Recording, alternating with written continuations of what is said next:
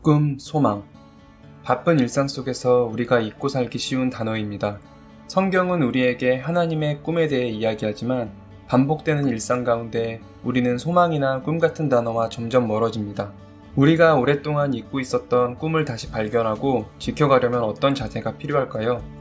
화가이자 이모티콘 제작자로 유명한 임성경 작가는 자신의 책 너를 만나 행복해를 통해 꿈을 발견하고 이루는 데 도움이 되는 3가지 팁을 알려줍니다.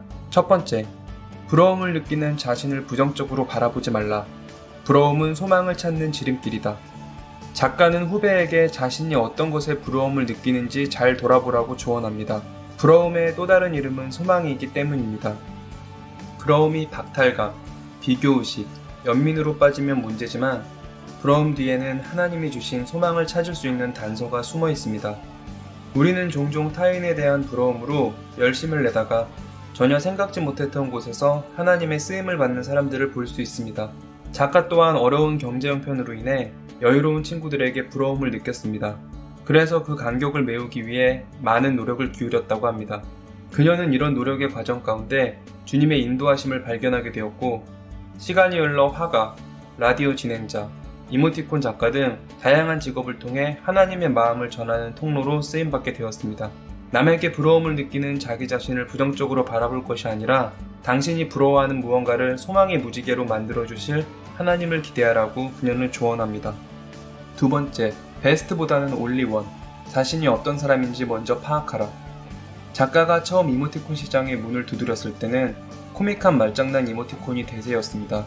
자신의 그림이 착해서 재미없다는 생각에 과격하고 과장된 스타일로 그림을 그렸지만 출시되지 못했습니다. 고민을 하던 그녀는 나는 어떤 사람일까에 집중을 했다고 합니다. 그때 긍정적이고 사람들에게 말 건네는 걸 어려워하지 않는 자신의 밝은 모습을 담아 공손한 캐릭터를 만들었습니다. 유행하는 스타일이 아니었기 때문에 주변에서는 기대를 전혀 하지 않았지만 그녀가 출시한 너를 만나 행복해 이모티콘은 대박 상품이 되었습니다. 이때 그녀는 가장 나다운 작업에 진정성이 더해질 때 좋은 성과가 나타날 수 있다는 교훈을 얻게 되었습니다. 가장 잘 표현할 수 있는 차별화된 나만의 그림이 베스트는 아니지만 온리원이 되는 걸 확인한 것입니다. 자신이 어떤 사람인지 알면 자신만의 소망을 찾는 데 큰 도움이 됩니다. 우리는 모두 다릅니다. 하나님이 만들어주신 오직 하나뿐인 나를 소중히 여기고 최선을 다하면 반드시 열매를 보게 하실 겁니다. 세 번째, 나의 단점에는 하나님이 주신 매력이 숨어 있다. 이것을 깨닫는다면 단점은 매력으로 바뀐다. 임성경 작가는 무엇이든 깔끔하고 완벽하게 하려는 자신의 성격 때문에 그림 작업을 할 때도 자기 마음에 들 때까지 여러 번 수정하곤 했습니다. 어느 날 그런 작가를 보던 큰아들이 엄마, 너무 열심히 하지 말고 나처럼 대충 그려요 라며 순식간에 낙서처럼 그림을 그려서 그녀에게 보여줬습니다. 우연히 그린 아들의 그림에 대해 주변인들이 호평하자 작가는 아예 못 그린 그림만 선별해서 이초티콘이란 이름으로 이모티콘을 출시했습니다. 그리고 이 이모티콘은 대박이 났습니다. 선이 삐뚤삐뚤하고 캐릭터의 팔다리 비율조차 맞지 않게 그렸는데 많은 사람들은 이 캐릭터가 귀여워서 정이 가고 불완전한 자신을 닮은 것 같다면서 좋아했습니다. 이렇듯 내게 부족하게 느껴지는 점이라도 하나님의 터치 안에서 매력으로 바뀔 수 있습니다. 단점은 개성으로 발전시키면 자신의 매력이 흘러나옵니다. 단점에 매여 자신을 괴롭히거나 좌절한다면 그 씨앗은 발아하지 못합니다. 자신을 있는 그대로 인정하면서 약한 부분을 장점으로 바꾸는 멋진 도전을 시도해보면 어떨까요?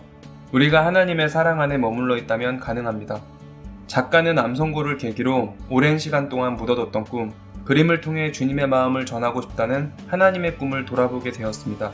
45이라는 남들이 생각하기에 늦은 나이였지만 그녀는 하나님을 바라보고 거침없는 도전을 하였습니다. 너를 만나 행복해는 이런 작가의 열정과 경험이 녹아들어간 책이었기 때문에 더 가슴에 와닿았던 것 같습니다. 열정적인 사람이 곁에 있으면 덩달아 가슴이 뜨거워집니다. 저도 책을 읽는 동안 가슴이 뜨거워졌습니다. 여러분이 꿈꾸고 기도하는 모든 소원에 성령의 불이 붙기를 기도하며 이상 가피풀 북스토리였습니다. 본 스토리는 임성경 작가의 책 너를 만나 행복해를 바탕으로 하였습니다.